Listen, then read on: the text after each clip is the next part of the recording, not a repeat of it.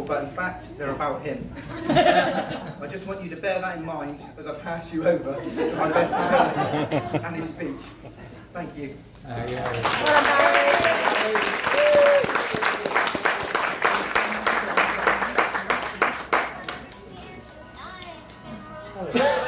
Cheers, Joe. Right, good afternoon, everyone. So, how on earth do I follow that? Well, for those of you that don't know me, my name's Bush. I've known Barry for nearly a decade, and when he asked me to be his best man, after asking him if he was sure, I immediately agreed. I understand now why he asked me to be his best man. He wanted someone to make him look taller in the photos. Brilliant. Now, don't worry, I won't be up here for ages. I'll be keeping this brief, mainly because Barry asked me to. I don't know what he's worried about. I'm hoping that you still have something left in your glasses after Barry's speech. I do need to make sure that your glasses are charged, as I have a couple of toasts of my own. Anyone that knows me will know that I've used this speech as an excuse for a drink.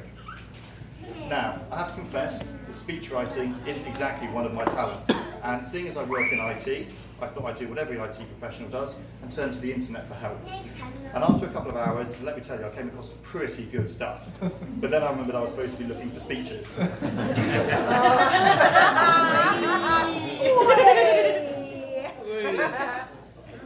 like to start properly by welcoming everyone here and saying what a brilliant day it's been so far.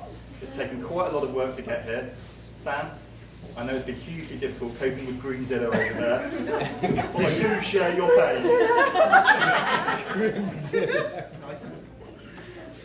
Of course, I'd like to say how wonderful Sam and her bridesmaids look today.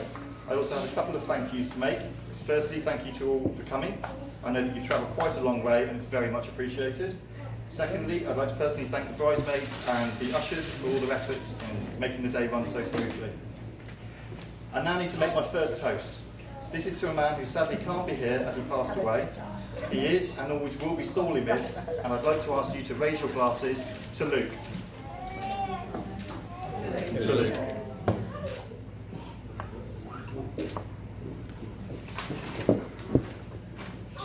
Now, I'm not going to do a traditional speech where I stand up here and spend 10 minutes ribbing Barry and telling you lots of embarrassing stories. Partially because I don't think that's fair, mainly because 10 minutes wouldn't be long enough. It's far too much material, but also because I couldn't get hold of a projector to show you all the embarrassing photos that I managed to find of Barry. So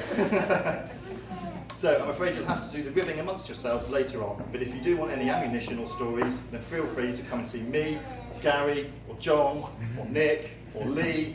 There's loads. And be sure to go back through his photos on Facebook. There are some real gems on there. Hot tub in discussion. What's wrong with the hot tub one? What's right with it?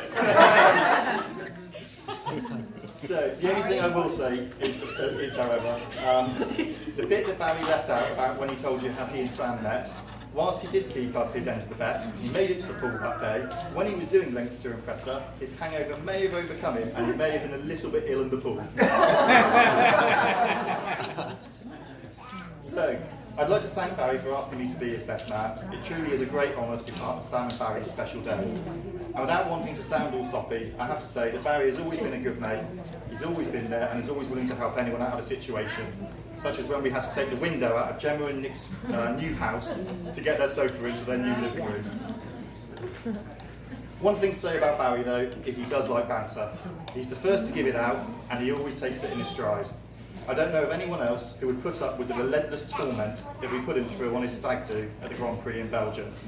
He wore all the outfits, including some that should never have been seen by human eyes, and anyone that can take being dressed up as Pocahontas, being slapped very hard repeatedly on the backside by many people without getting stroppy, does all right.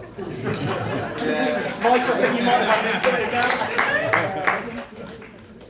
So, it's come for the time for me to wrap things up. I said I was going to be brief, sort of. In a moment, I'd like you all to join me in saying congratulations to the bride and groom. But personally, I first want to say what a privilege it is to wish them both health, wealth, good fortune, and a long and happy life together. Now, it only remains for me to ask you to charge your glasses, to stand up, and to join me in a toast to the married couple, to the bride and groom, Sam and Barry. Sam and Barry. There you go. Right, you put up with me for long enough. I'm going to stop talking. Enjoy the rest of the day.